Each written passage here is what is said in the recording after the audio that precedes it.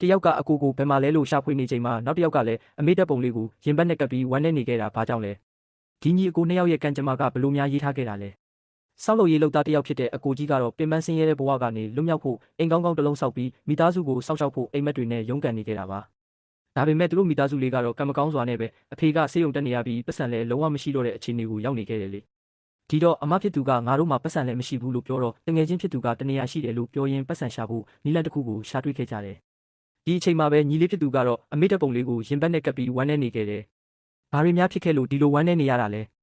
သူကအပြင်မှာရန်ဖြစ်နေတာကိုအဖေဖြစ်သူကလာတားနေရတဲ့အထိအခြေအနေတွေကရှုပ်ထွေးနေခဲ့တာပေါ့ဒါပေမဲ့အကိုကြီးကတော့ကျွန်တော်နဲ့အမေကညီလေးတက်ရှင်နေအောင်မယ်လို့မျှော်လင့်နေတယ်ဆိုပြီးညီလေးကိုဘယ်တော့မှလက်မလျှော့ပဲဆက်ရှာနေခဲ့တယ်တကယ်တော့သူတို့မိသားစုလေးဟာအဖေအမေအမအကိုနဲ့ညီလေးဆိုပြီးပျော်ပျော်ရွှင်ရွှင်နေခဲ့ကြတာပါဒါပေမဲ့ကံကြမ္မာဆိုးကြောင့်ပဲအကိုကြီးနဲ့ညီလေးတို့ဟာဝေးကွာခဲ့ကြရတာပေါ့